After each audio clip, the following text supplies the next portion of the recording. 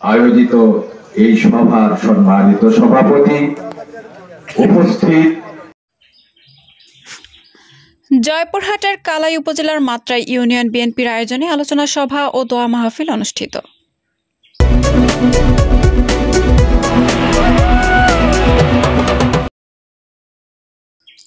আসসালামু আলাইকুম। এডিপি বাংলার সংবাদে সবাইকে স্বাগত জানাচ্ছি আমি Suma Ahmed. Staff reporter Haruna রশিদের পাঠানো তথ্যচিত্রে দেখুন বিস্তারিত। আগামীর বাংলাদেশ কেমন হবে তার একটা রূপরেখা প্রণয়ন করেছেন বাংলাদেশ জাতীয়তাবাদী দল বিএনপির ভারপ্রাপ্ত চেয়ারম্যান জনাব তারেক রহমান। আগামীর বাংলাদেশ বিনির্মাণের রূপরেখায় তিনি ৩১ দফা ঘোষণা করেন।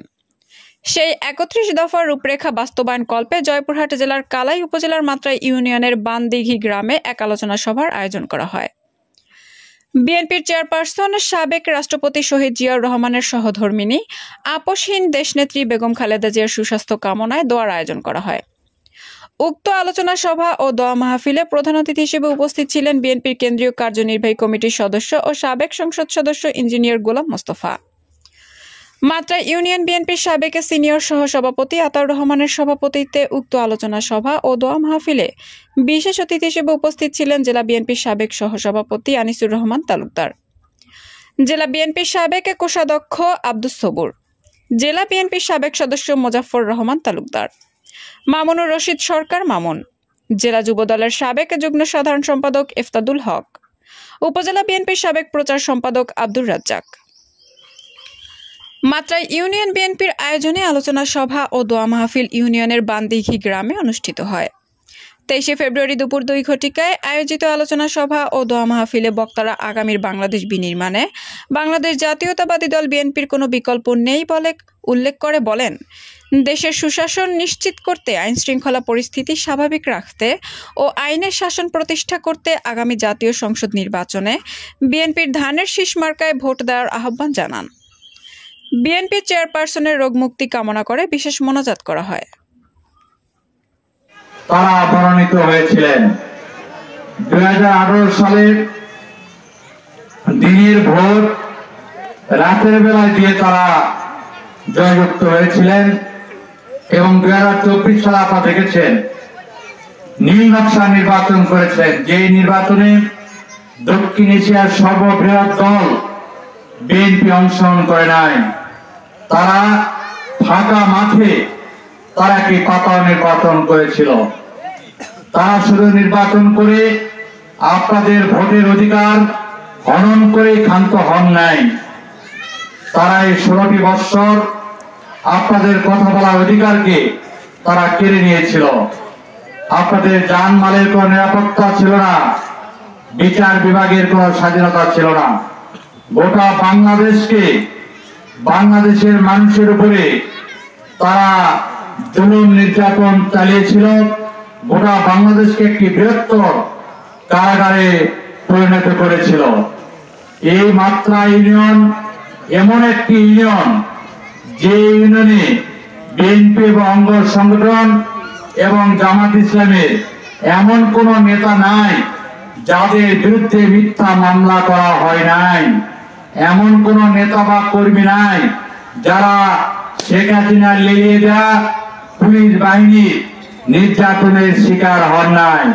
অর্থাৎ দীর্ঘ 16টি বৎসর আপনাদের উপরে বিভিন্নভাবে জুলুম নির্যাতন করা হয়েছে।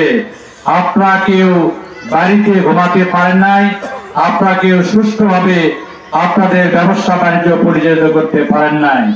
প্রিয় ভাইরা, একটি সুখবর, গত 5ই আগস্ট আমাদের ছাত্র জনতার আন্দোলনের মুখে এই স্বৈরাচার খনি ফ্যাসিস্ট সরকার ছাত্র জনতা আন্দোলনের মুখে তা পদত্যাগ করে স্বৈরাচার খনি শেখ হাসিনা তার পাতানো 300টি এমপি এবং জেলা পরিষদ চেয়ারম্যান, উপজেলা চেয়ারম্যান আয়োজিত এই সভার সম্মানিত সভাপতি, উপস্থিত এই সভার প্রধান আকর্ষণ আপনাদের চিরচেনা মুখ, কালাই খেতলা লাক্কিলপুরের মাটি ও মানুষের নেতা, আপনাদের গ্রাম বাংলার প্রতিচ্ছবি যার মধ্যে বিদ্যমান, তিনি হলেন ইঞ্জিনিয়ার গোলাম মোস্তফা।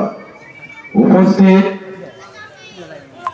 ও থানার নেতা হিসাবে আমি আপনাদের কাছে, আমার নিজের ভাই মা বোনদের কাছে পায়ে হাত জোর করে বলবো, আপনারা সবাই মিলে একত্র হন, ভাই একত্র হন।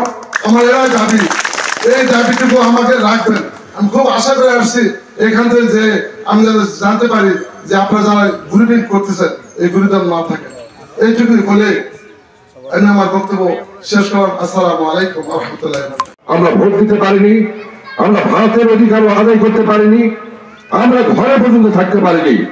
সংগ্রামী ভাইয়ের আমার 5 তারিখে 5ই আগস্টের পর ছাত্র জনতা ঐক্যবদ্ধ হওয়ার কারণে এই দেশটাকে নতুন ভাবে আমরা স্বাধীন করতে পেরেছি। আজকে যদি আমরা নিজেদের মধ্যে কলহ করি, নিজেদের মধ্যে ফোঁকা ফোঁকা সৃষ্টি করি, হয়তো আমাদের স্বপ্ন পূরণ হবে না। তাই আমাদের ঐক্য হতে হবে। আগামী দিনে যারা আওয়ামী লীগ করছে, যারা জামাত করছে, যারা অন্যান্য দল করছে, আমাদের ভালোবাসায়, আপনাদের ভালোবাসায় তাদেরকে বিএনপি পতাকা ধরে আনতে হবে। এটাই আপনাদের নৈতিক দায়িত্ব। সংগ্রামী ভাইয়েরা আমার, এই গ্রাম, এই ভান্ডিকি গ্রাম টুঙ্গিপাড়া হিসাবে আখ্যায়িত ছিল। আজকে আপনারা যারা নেতৃত্ব দিয়েছেন বিএনপি নেতা কর্মীরা, আপনাদের ভালোবাসায় এই ভান্ডিকি গ্রাম বিএনপি ঘাঁটি হিসেবে পরিচিত হয়। সেই সঙ্গে মাত্রা ইউনিয়ন আগামী দিনে আপনাদের ভালোবাসায়, আপনাদের প্রেরণায়, আপনাদের আশীর্বাদে বিএনপি যেন জয়লাভ করে। আপনাদের প্রিয় নেতা নির্বাচন করে আপনাদের ভোটের অধিকার হনন করে ক্ষান্ত হন নাই। তারা এই 16টি বৎসর আপনাদের কথা বলার অধিকারকে তারা কেড়ে নিয়েছিল। আপনাদের জানমালের কোনো নিরাপত্তা ছিল না, বিচার বিভাগের কোনো স্বাধীনতা ছিল না। গোটা বাংলাদেশকে, বাংলাদেশের মানুষের উপরে তারা জুলুম নির্যাতন চালিয়েছিল। গোটা বাংলাদেশকে একটি বৃহত্তর কারাগারে পরিণত করেছিল। এই মাত্রা ইউনিয়ন এমন একটি ইউনিয়ন, যে ইউনিয়নে বিএনপি এবং অঙ্গ সংগঠন এবং জামাত ইসলামের এমন কোন নেতা নাই যাদের বিরুদ্ধে মিথ্যা মামলা করা হয় নাই। এমন কোন নেতা বা কর্মী নাই যারা শেখ হাসিনার লেলিয়ে দেওয়া পুলিশ বাহিনীর নির্যাতনের শিকার হন নাই। অর্থাৎ দীর্ঘ 16টি বৎসর আপনাদের উপরে বিভিন্নভাবে জুলুম নির্যাতন করা হয়েছে। আপনারা কেউ বাড়িতে ঘুমাতে পারেন নাই, আপনারা কেউ সুষ্ঠুভাবে আপনাদের ব্যবসা বাণিজ্য পরিচালিত করতে পারেন নাই। গণতন্ত্রের মা বেগম খালেদা জিয়ার সুস্থতা কারণে আজকের এই আলোচনা ও মাহফিলের সম্মানিত সভাপতি আমার শ্রদ্ধা বহন করা হয়। तुम्हारी हरीसुन अलैकुम बिल मोमिनीन रऊफुर रहीम फाइन तवल्ला फकुल हस्बी अल्लाहु ला इलाहा इल्ला हु।